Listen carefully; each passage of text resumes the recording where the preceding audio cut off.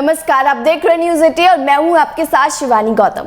आजकल बैंकों की लंबी लाइन में लगना किसी को पसंद नहीं है। स्मार्टफोन के इस आधुनिक युग में अपना टाइम बचाने के लिए हर कोई ई बैंकिंग का इस्तेमाल करने लगा है। वहीं बैंक का सबसे लंबा प्रोसेस होता है किसी लोन को अप्रूव कराना, और इसी प्रोसेस से बचने के लिए मार्केट में कुछ एप्लीकेशंस आए जिससे कुछ मिनटों में ही लोन की रकम आपके खातों में आ जाती है। लेकिन अगर आप भी ऐसी ही किसी एप्लीकेशन का इस्तेमाल करते हैं तो आपको सावधान होने की जरूरत है, क्योंकि इस ऐप से रिलेटेड कुछ ऐसे खुलासे हुए हैं जिन्हें सुनकर आपके होश उड़ सकते हैं। पूरा मामला जानने के लिए देखिए हमारी खास रिपोर्ट।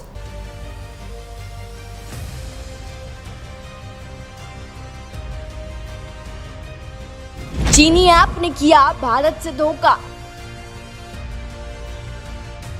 चीनी ऐप ने बनाया युवाओं को निशाना। वरुण गांधी ने बढ़ाया मदद का हाथ। भारत और चीन के रिश्ते से तो हर कोई वाकिफ है। कोरोना काल से पहले जिस तरह से भारत ने चीन की अनगिनत एप्लीकेशन इंडिया में बैन कर दी थी, उसी समय से भारत और चीन की दूरियां और भी ज्यादा गहरी हो गई थी, क्योंकि चीनी एप्लीकेशन पर भरोसा करना बिल्कुल वैसा है जैसे आस्तीन में सांप को पालना। और यही गलती कर बैठा है भारत का युवा वर्ग, जिनकी मदद के लिए हाथ बढ़ाया है बीजेपी सांसद वरुण गांधी ने। उत्तर प्रदेश के पीलीभीत से बीजेपी सांसद वरुण गांधी सरकार के खिलाफ बेबाकी से आवाज उठाने के लिए अक्सर सुर्खियों में बने रहते हैं, लेकिन इस बार वरुण गांधी ने न केवल आवाज उठाई बल्कि युवाओं की मदद का जिम्मा भी उठा लिया है। दरअसल भारत में इंस्टेंट लोन ऐप का प्रचलन बहुत ज्यादा बढ़ गया है। इन ऐप ने लोन अप्रूव कराने की लंबे प्रोसेस को चंद मिनटों का खेल बना दिया है। कोई भी व्यक्ति अपनी बेसिक डिटेल देकर हजारों रुपए अपने खाते में पा सकता है, और इसी लालच में फंस जाता है देश का युवा वर्ग। मिनटों में मिलने वाले लोन की लालसा ही युवाओं को इन चीनी ऐपों की दलदल में फंसा देती है। लेकिन असली खेल तो लोन मिल जाने की बात शुरू होता है।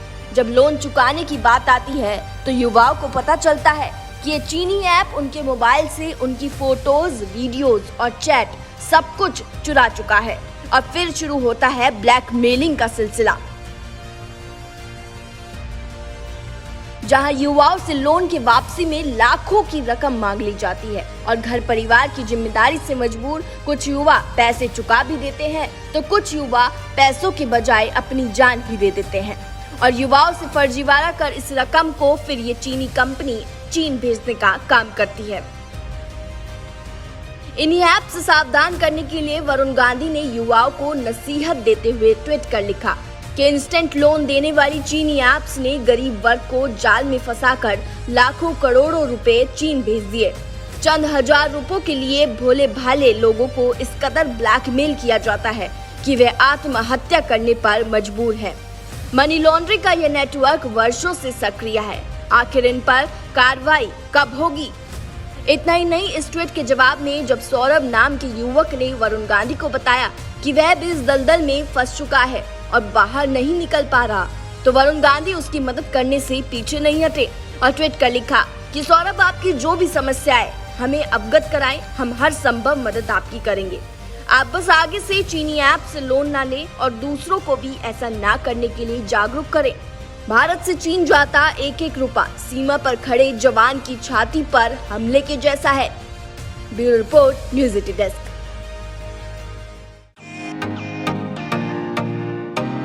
फेसबुक और यूट्यूब के बाद अब आपका पसंदीदा चैनल न्यूज़ 18 डेली हंट पर भी फॉलो करें।